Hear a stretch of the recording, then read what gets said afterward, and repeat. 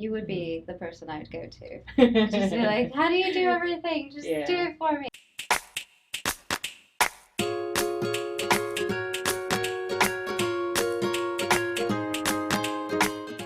Today we're in Hong Kong speaking with female millennial entrepreneur Josephine Lau. I love your workspace. It's amazing. Thank you. And well, the first thing I really want to ask you about is about you, your story. Mm-hmm. Can you tell me a bit about your journey from pre-entrepreneurship to entrepreneurship? Sure. I actually first started working in fashion industry. So I was a brand manager before I started my business. I'm working for a Swedish company. And it was pretty tough because I was looking for after a few brands, and I have to travel a lot back and forth Hong Kong and Sweden and parts of Europe, and also like a lot of China visits as well to factories and stuff to make sure all the productions are being done properly and everything. And well, one day, like I was thinking, oh my God, like why am I working on a Sunday evening, like in a factory in China, instead of spending my time with friends and families and stuff in Hong Kong? So I decided to quit. I gave a month period of notice to my ex-boss, and I left the company after that. And I went back to UK, travel a bit, meeting my friends and families and stuff, and came back to Hong Kong. And then I started thinking, okay, I need to do something. Yeah, I can't be traveling or enjoying my life like that all the time. So I realized rents in Hong Kong are pretty expensive. And for me, when I wanted to start at the beginning, I was planning to start a trading company as well. But I was thinking, oh, it's too expensive on rents on offices. So at the end, I was going to, well, I planned to start a business center. And it was 5 years ago, I started the Wow. first business center in Wan Chai. Yeah. Wow. hmm That's insane. So were you originally from Hong Kong, but you were working with a Swedish company, Yeah. or how does that work? Well, I was actually born in Hong Kong and I studied in UK. I went there for boarding school. I finished my studies there, Mm-hmm. and I came back to Hong Kong working for like European companies. And yeah, and that's why I kind of like know a little bit more on cultural side and like how expats are, and when they're out of hometown, like when they're Mm-hmm. traveling, like what sort of problems they encounter from time to time. And this experience really helps me on doing my business now as well. Yeah, because you work with helping expats. Yes, yes. Do you also help locals, or it's just mostly And expats? 90% of my clients, they're expats, like traveling from all over the road. A lot of them are Europeans as well, because of all the economy crisis, like from the past few years as well.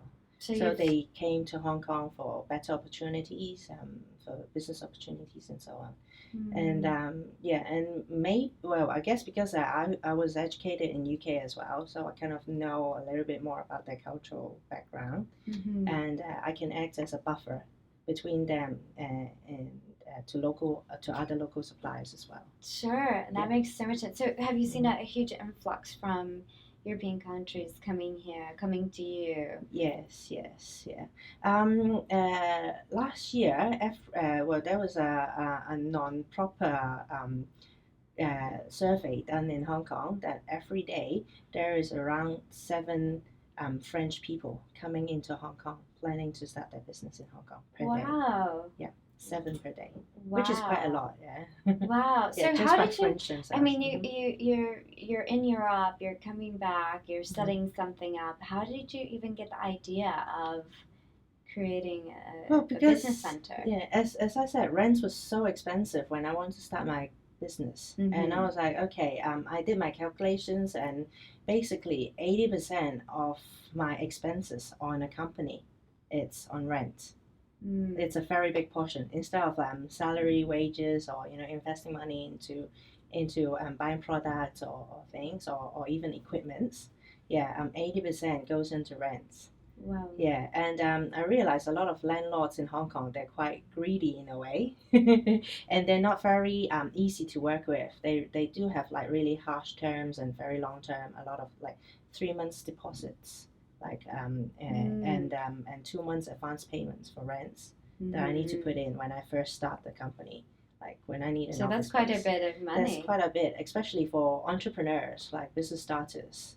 Yeah, and That's a lot. yes, and that's why I started the business center and cater a lot of entrepreneurs, SMEs, or one man band like coming into Hong Kong starting their business. Ah, Yeah. okay. Wow, well, That's the whole idea. so you saw a need in the market and Yeah. you kind of addressed it. And so Mhm. did you start off with just providing space for offices, or did you, I mean, because I know you do a lot of different services Yes. now. At the beginning, I was just starting off by purely renting serviced office rooms. So what I do is, what I did was, I rent out the whole floor in one chair office. So it's like more than 2,000 square feet. And I did slice them up into smaller rooms. And we had a pantry, we had reception service and so on as well in there. So when my expat comes into Hong Kong, they don't need to rent out the whole office. They just rent out a small room, and at the same time, they got a reception already at the front desk. Yeah, so it saved them a lot of cost and a lot of time as well for doing constructions and furnishing of their office rooms. Because you figure it out for them. Yep. So how did it expand from that to actually helping businesses become a Hong Kong company? As soon as I started the company, like I got a few expat clients coming in, and then because they don't speak Cantonese or Mandarin, so when they were traveling around in Hong Kong or when they need stuff or things to be done, like they found it difficult. And so they were like, oh, Joe, can you help me on this? Oh, do you know anyone? And so on. And that's why I started adding extra services other than providing service office renting out. I provide a virtual office, Hong Kong visa arrangements, China visas, and Hong Kong company corporations and so on as well. Because they want, well, all these expats, when they come into Hong Kong, they want to start a business here in Hong Kong. And so I was doing all these business supporting services for them. And slowly, gradually, we're just adding in more and more services to them. Nowadays, we even provide events management services as well. Wow! So you've really expanded. 5 years. That's that's awesome. Congratulations. Thank you. Yeah, and we're still expanding as well from time to time. And I always say I'm always a startup on my business. Always in beta form. Yeah. So why are so many expats coming to Hong Kong? What's so amazing is that are they coming because they hear of you and you're going to make their life a lot easier? Well, I wish this is one part of it, and I realized because as I said, I was in UK before, and I realized it's so much more difficult to start a business in other parts of the world comparing to Hong Kong. Hong Kong, we have a very basic structure, very transparent, and it's very easy to set up. For instance, when I help my clients to set up a limited company in Hong Kong, it only takes me a day to do it. Yeah, whereas comparing to China, it takes me like 4 months to set up a company. So it's so much, it's the environment in Hong Kong that provides all these advantage for entrepreneurs and startups to start their business here in Hong Kong. And when I was in UK, even though I was trying to do a few meetings in a day, it's just impossible because it's quite far to travel, and the underground system, the road system, wasn't too good as well. Maximum I can fit in 3 appointments in a day, but here in Hong Kong I can fit up to 8 appointments a day. So that's really help all the entrepreneurs and business starters to do their business in Hong Kong. So close. Yeah, everything is so close. Everything is so much more easier. Wow, that's incredible. Yeah, this is my first time in Hong Kong, and there's this different sense. It's almost like it's in the air. Entrepreneurship is in the air. Yep. It's so bizarre, but I feel that, and it's. I guess it's not just in my head; it's actually reality. It is, and because one thing as well, the tax system in Hong Kong is quite simple, and the tax is quite low as well. Let's say a company tax, the profit tax is only like 16.5 per year. Yeah, and which is let's say UK, it's like 32%. Well, even in the US, it's super huge. Oh, US is terrible. Yeah.